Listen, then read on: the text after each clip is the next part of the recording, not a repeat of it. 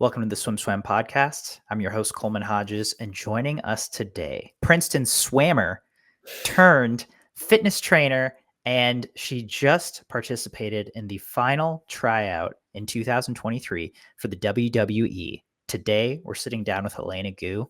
Elaina, how's it going? I'm good. How are you? I'm doing well. Thank you for asking.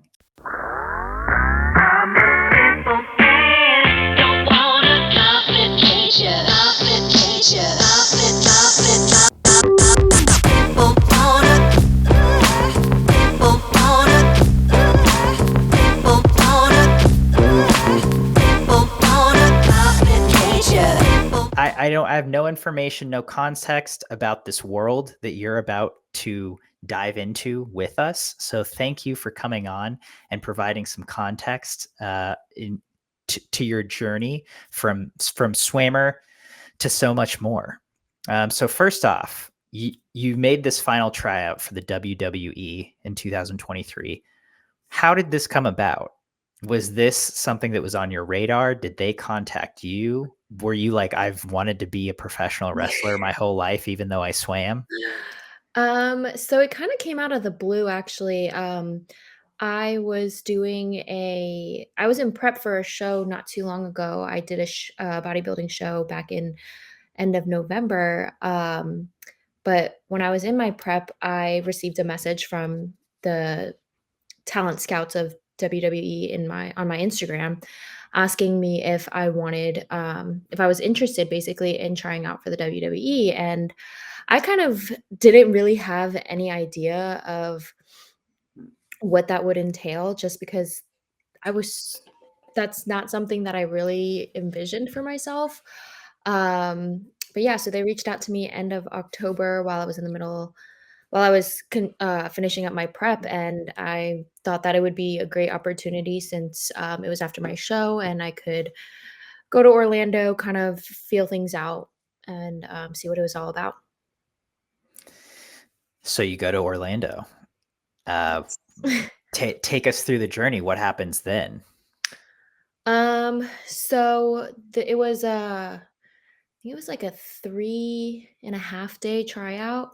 So basically medical clearance is done first, and then they take you through like a series of athletic tests, and kind of they put you in front of a camera as well to see how well you are in front of a camera and the acting aspect of it. Um, and then I Can got back on this past weekend. So Okay. Can you take me through what some of those athletic tests were, as well as what some of the camera tests were? yeah. So the first full day we were there, we we got in front of a camera to introduce ourselves. Basically say your background, what you do, kind of show your personality a little bit, but not in a boring way. So something that would grab people's attention. If your personality is boring, don't do that. Yeah, so that was kinda like the first, like, filter, I guess, like, they just wanna meet you, see what you're like, see what your personality is like. A little bit nerve-wracking because that was, like, the first thing that you do when you get there. Um, but then we did some athletic testing, so, like, a standing broad jump, vertical jump, 10-yard sprint, there's, like, a med ball toss, and I think that was basically it, but they do run you through some drills just to get a feel for your athleticism. Um, and then we did an in-ring session, so they taught us the basics of the fundamental skills, which was a little bit new to me. But it basically consisted of like front rolls, shoulder rolls, back rolls, and then they taught us how to run the ropes. So on the first day, so that was very, very new and interesting. I had a really good time learning, but definitely something very, very new. You mean And you then this, didn't do these things at swim practice? oh no, Surprisingly, no. I mean, the closest that I could probably relate it to would be a flip turn, but That's what I was thinking too, which is not the same at all. no, not at all. But yeah, and then the second day they kind of wanna test your coachability as well, so they build upon each skill each day, and they kind of run drills, incorporating different skills that you learn and build off of each other. So the second day, we kinda took those skills that we learned, did combinations of them, and then progressed. So then we also started to learn bumps and other things as well, which that was probably the one of the harder skills to get down because, um, you don't typically intuitively want to drop down on your back and slam onto the ground. Um, so yeah, it Well was an said. interesting experience. But, I had a lot of fun learning these things and, meeting all these people, and then on the second day, they also gave me a script to read, so they kinda put you in a ring, and they give you a mic and have a camera on you, and your your voice is going through the whole building, which I don't think I was very prepared for that, with my background, but it kinda made it work. I enjoyed myself more than I thought I would, um, doing that, so yeah. Overall, how do you feel like the tryout went for you? I mean, do you feel like you were able to get a hold of a lot of these skills or tests, or were there maybe some that you were like, maybe I didn't do so well on? Um, I will say that growing up a swimmer, you're not the most athletic on land. I don't think, I feel like my athleticism really shines through more in the water, so I don't really think that anything that I did was super outstanding on land. I do feel like I am somewhat coordinated, I hope, so, um, I'm just hoping that, like, the overall ability to be coachable because I've been an athlete my whole life was what, shines through a little bit more than the natural on land athleticism. Yeah. Yeah. How do you feel like your camera work went? Honestly, I felt like it went okay. The first day was a little iffy just because it was, like, you don't know anyone, everyone's a stranger, and, like, it's a little bit nerve-wracking to be the first thing that you do, but the second day, it was more comfortable and you kind of can get into your character a little bit more, show your personality a little bit more. Um, so the second day was definitely better. And I think like over the past 3 years, being on social media and creating content like that has definitely helped me be comfortable in front of a camera. Because if you asked me to do this like 4 years ago, there's no chance. Yeah. Yeah. So, it sounds like a very unique experience. Do you feel like you have any takeaways? I mean, it's really cool that you got this opportunity. It's really cool that you said yes to it and, had a good time with it. Do you feel like you're gonna you're supposed to find out later this week if you're moving forward and what that will look like, I think, Yes. which probably by the time this comes out, you will have that answer. Uh, so just at this moment, do you feel like you have any takeaways regardless of the outcome of it? I'm really, really glad that I did this. I think, first of all, meeting all these incredible athletes was just a great experience in it itself. Um, so there were athletes there, there were other content creators there. It was just a great opportunity to meet all these really cool and interesting people.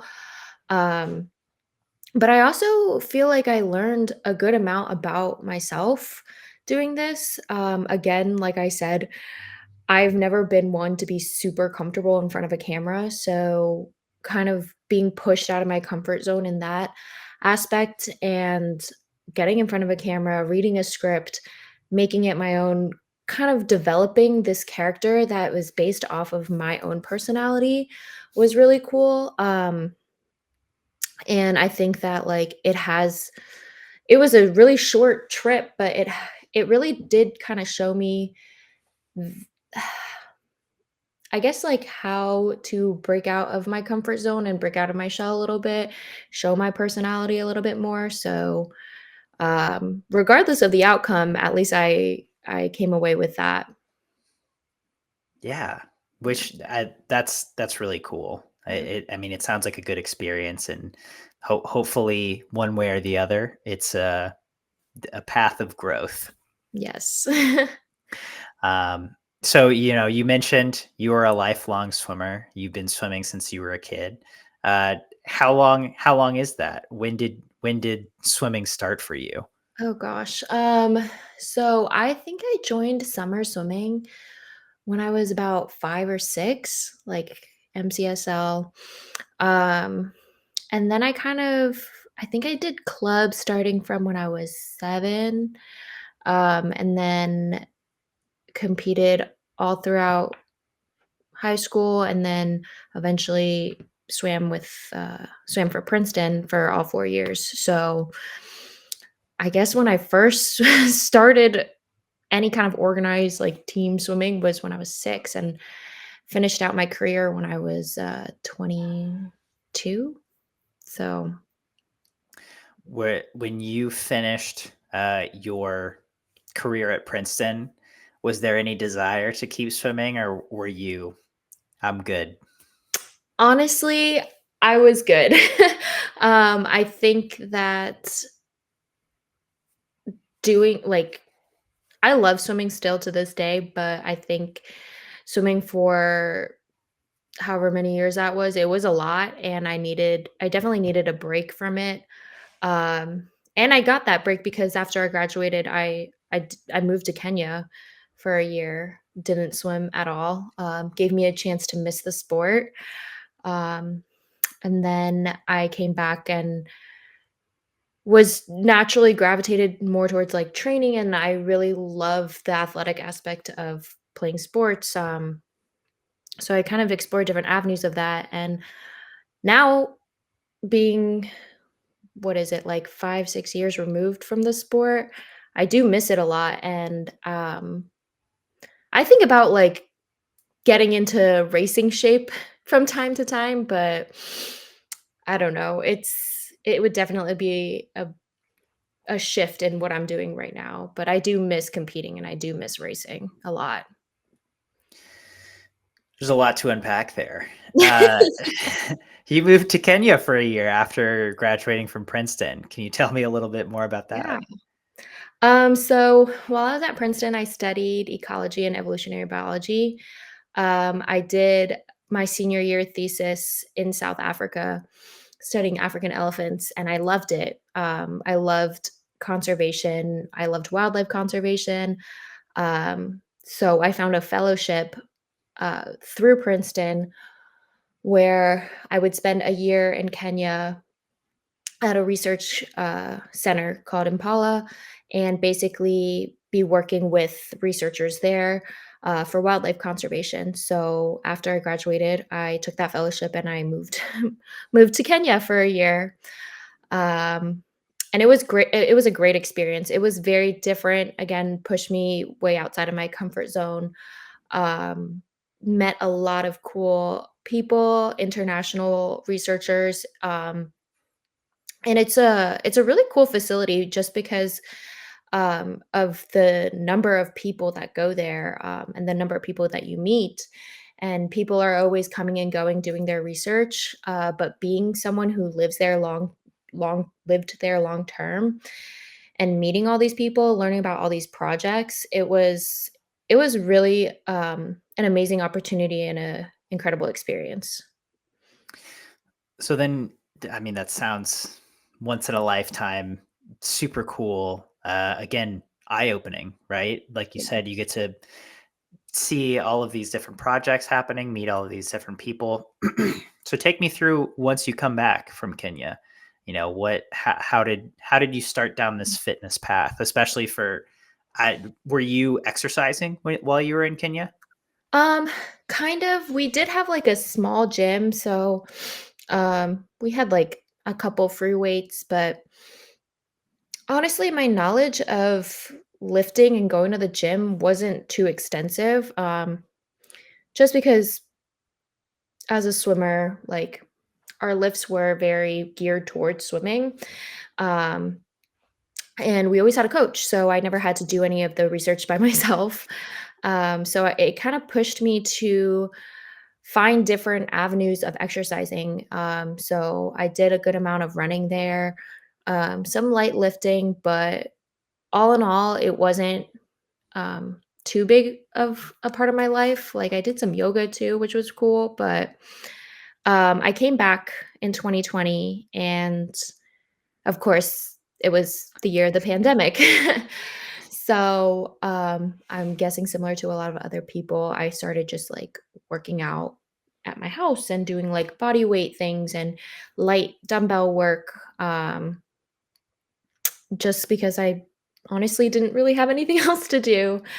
And once the gyms started opening back up, I kind of started going to the gym and learning more about it. And I had a lot of friends in the fitness community. So I decided to also get my certification to be a personal trainer just because it was something that I was very interested in and passionate about. So I did that, and I kind of was a I trained like a hybrid athlete. Like I did some bodybuilding training, strength training, and functional training. I dabbled in like Olympic lifting, which that one was not for me, but I tried it out.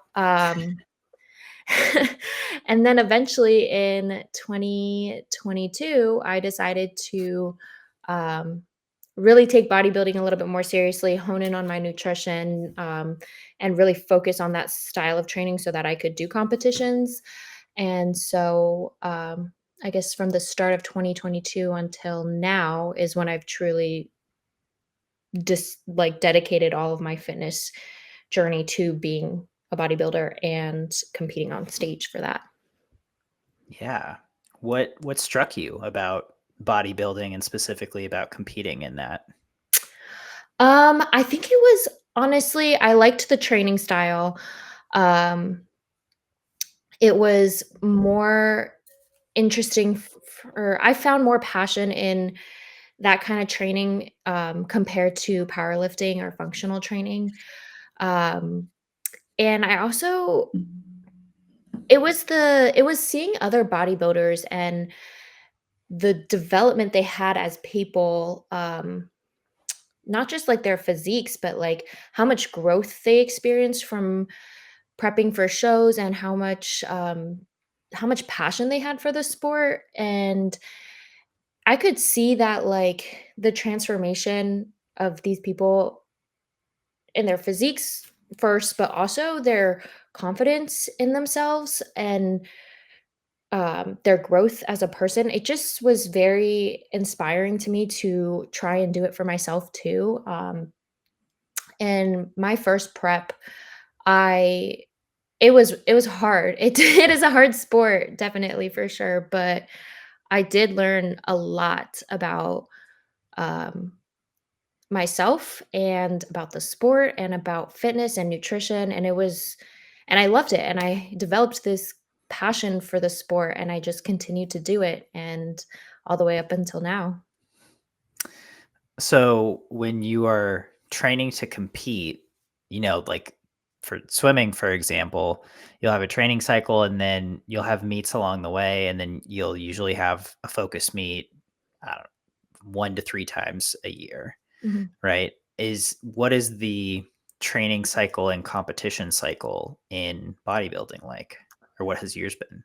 So I did my first competition in October of 2022. Um, and I started prepping for that in, I believe, June. either May or June, and basically your preps are typically 16 to 20 weeks, maybe a little bit longer. And that's just the period where you are trying to get as shredded as possible. So you really got to hone in on your nutrition, on your lifts, on your cardio, and everything just has to be done according to plan from your coach, down to the last macronutrient you're eating. But then after that, I took an off season to grow because I was very new to the sport and I needed to build muscle size. So I took from October until I started prep this year in July. So several months in the off season and then again a 20-week prep. Which I think it depends how experienced you are in the sport, where you are in the sport, and what the judge's feedback is for you. So being someone so last year when I was competing for the first time, I was obviously very small, um, for the division that I was competing in. So I needed it to take extended time off of prep, um, to grow and kind of put on that size.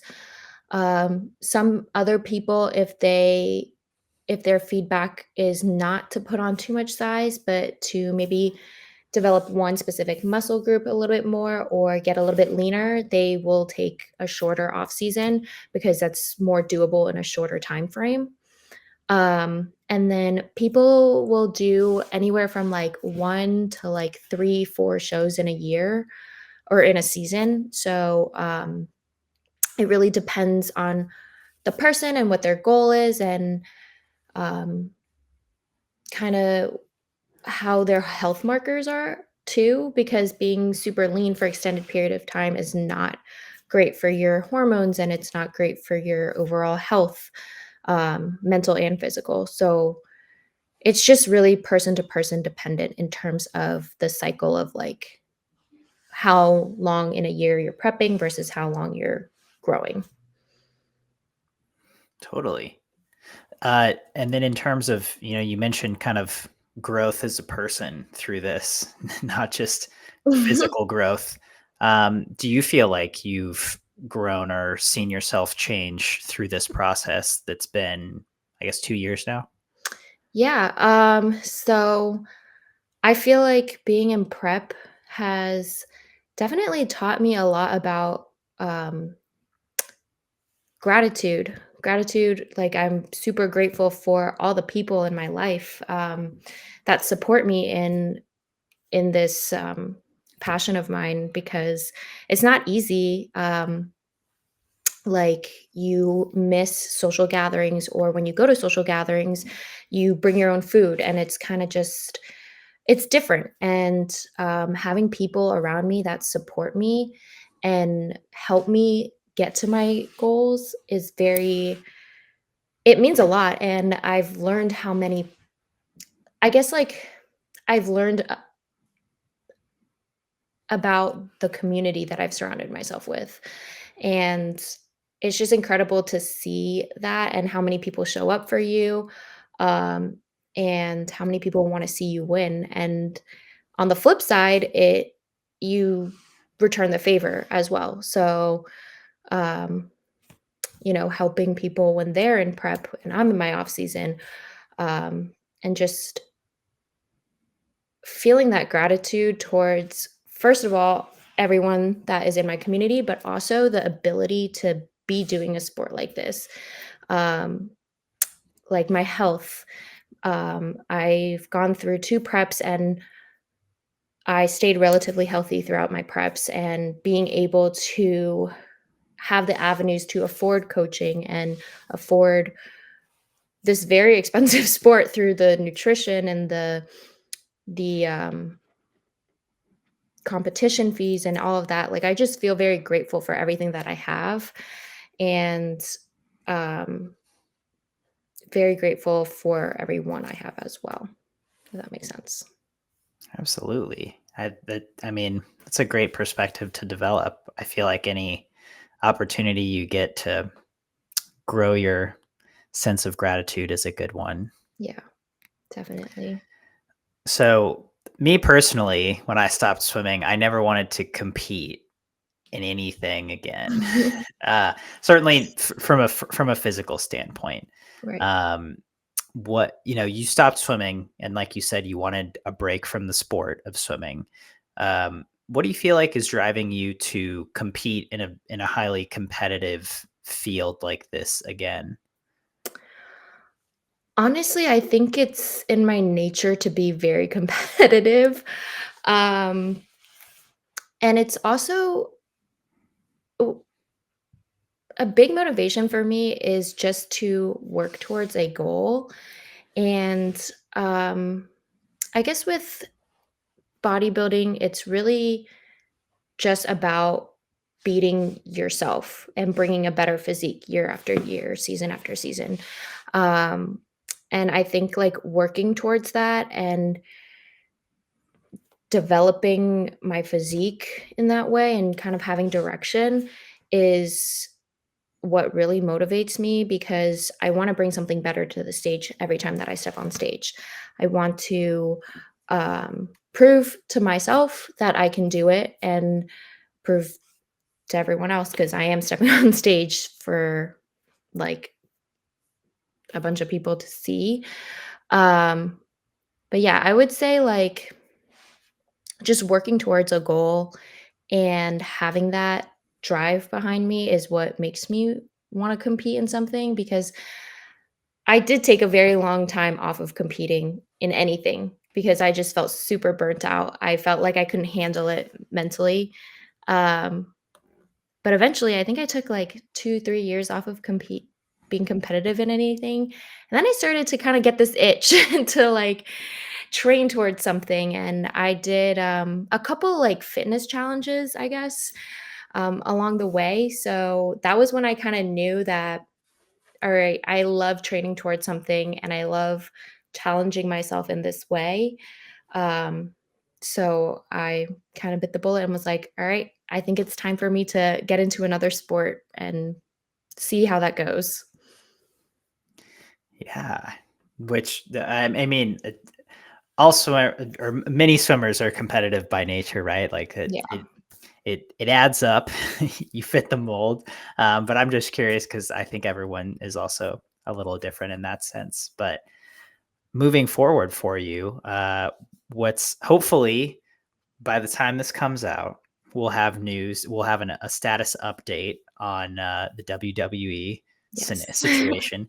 But just in terms of in terms of bodybuilding, in terms of your life, what's on the horizon for you? What's next, and what's the next goal you're working towards?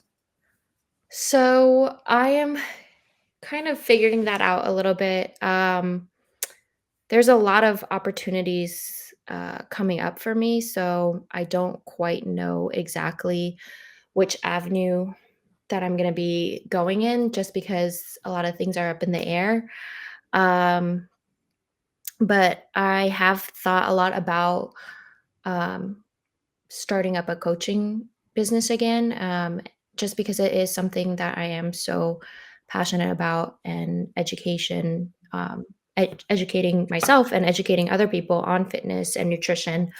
Um, because right now I work at a doctor's office. I work with an OBGYN as a medical assistant. And I think like health and wellness has always been such a big interest and passion of mine. And I want to kind of escalate that to a bigger scale.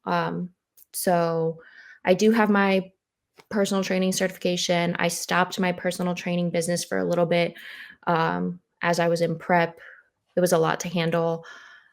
But I think I do want to grow in that aspect and I want to grow that business and start it up again. Um, so that is definitely one thing that I would love to do regardless of the outcome of WWE. Um, and then another aspect of it is I was thinking about potentially going back to school for a master's. Um, so lots of different things kind of moving parts right now. And I think some of them are dependent on others. So we'll see how things work out. We'll see if you're a professional wrestler in a week. Yeah, we will see if I have what it takes to be a superstar. Well, Elaina, I appreciate you taking the time to sit down and chat with us about this very cool path you've taken since being a swimmer. Yeah. We always love hearing about swimmers and what they're doing now. So thank you again for sharing your story. Any parting thoughts for our audience before we sign off today? Um, no, I think just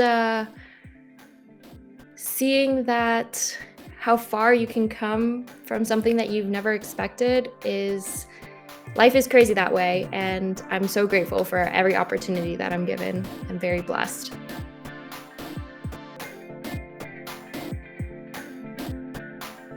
You've been listening to the Swim Swam podcast. Stay tuned for new episodes every week. You can take Swim Swam podcast on the go by subscribing on your favorite podcast platform. Look for links in the description below, and be sure to subscribe to our YouTube channel for more videos as well.